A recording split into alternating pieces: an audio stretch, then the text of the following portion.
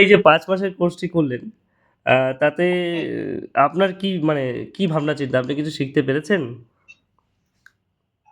হ্যাঁ স্যার, শিখতে পেরেছি।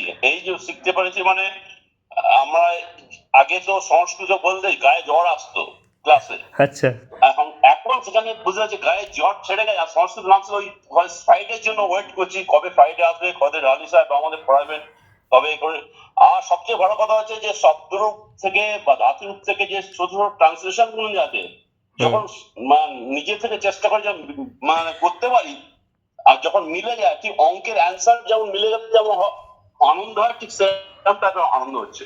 আচ্ছা, আর এখন মনে হচ্ছে ঠিক আরো পড়াশোনা করি, আরো একটু পড়াশোনা করি, বা ছোট ছোট মানে বই টই কিনে বা যে পিক্টোরিয়াল যে ডায়াগ্রামে যেগুলো বা যে সমস্ত আছে সেগুলো কোন জিনিসটা বোঝায়, সেইগুলো পড়তে ইচ্ছে করছে এখন।